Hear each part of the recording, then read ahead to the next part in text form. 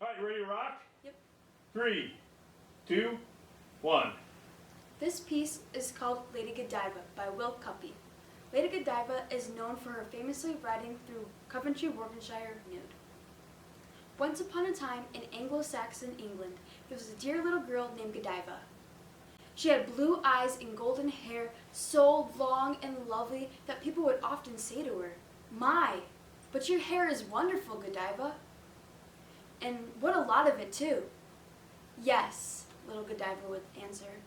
"It comes almost down to my feet, see?" Then she would run off and show off to someone new. She was a good little girl, except for this rather boring pride in her hair and a habit of lifting her skirts a little too high as she went singing and dancing through the house.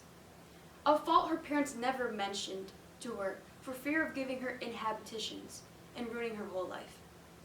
This was fine, until one day Godiva took off all her clothes and went into an adagio routine in the front yard, swooping her arms around, tossing her hair hither and thither, and kicking as far as she could, at which gesture one of the neighbors remarked to another that her underpinning showed great promise for the future, as indeed it did.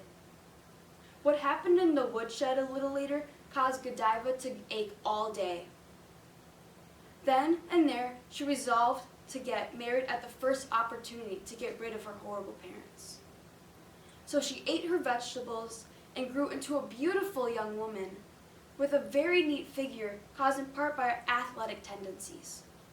She was fond of riding and frequently to be seen galloping around Lincolnshire on her old mare, Athelnot, her favorite mount, straining her eyes to the far horizon for any likely party, preferably a handsome young knight in shining armor, with her golden hair falling on both sides of Athelnot or of floating in the breeze.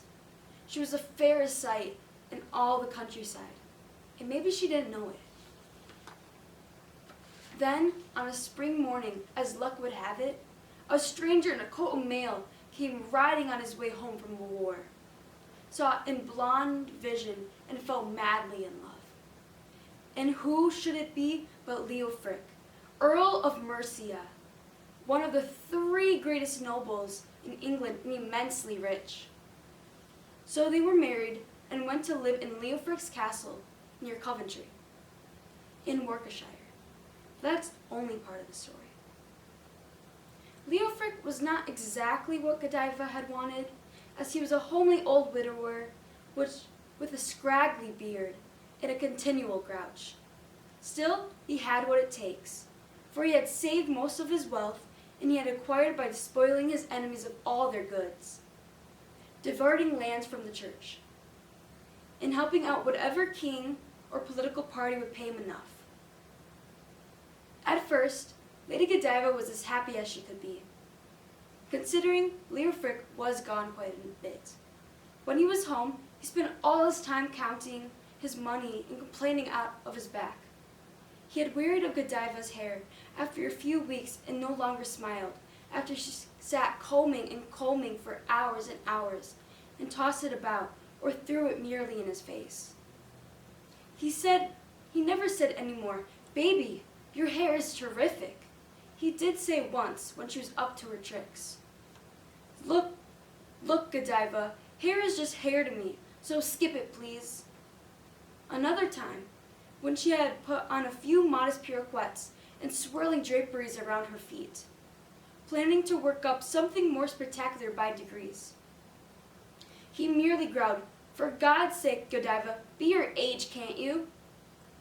In considerable grief, she put away her girlish dreams, determined to please her lawful spouse or die in the attempt. For such was life in the olden days. She bound her subondant locks on top of her head with an ingenious but unbecoming crisscross of rags and ribbons, took to wearing plain heavy dresses that made her look 15 years older than she was, and omitted any further anatomical revelations. She never showed so much to an ankle, unappreciative earl. She had decided to try the mental approach. Sometimes far in the night, Leofric never quite knew what she was talking about. He was rather pleased than otherwise when she was suddenly switched to social significance, then coming into fashion, and insisted upon hearing his view on the problems, as she called them. One day, at dinner, she made him very angry by begging him over and over to remit the heavy tax he had imposed on the underprivileged people of Coventry. Of course, he refused each time, stating further that if she had her way around the castle, they would both be in the poorhouse. In short order, an obvious falsehood, since he could not begin to estimate his annual income. It was so high, and that if she did not close her trap once in a while, for a change, he would certainly go completely nuts. Lady Godiva burst into tears. Another of her tricks that he cordially disliked, rose in his place, swore a great oath, and shouted, "All right, then have it your own way. I will remit the tax, but only one condition.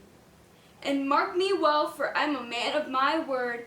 I will remit the tax if you will ride through the marketplace of Coventry stark naked at the high noon, on the back of your old mare. Good day to you, madam. You may have my dessert. I do not want it." Now, you'll never guess what happened the next day, at 12 sharp, at the hour Lady Godiva rode forth from Castle Gates on good old Ethelnut, quite unclothed, her golden hair falling like a veil around her, bright and shining from the 300 strokes she had given to the night before, and carefully despoiled to foil any playful zephyrs. It could hardly have been an accident that her beautiful white legs, easily the focal point of the composition, depended from the saddle without a covering of any kind, as naked as the day she was born.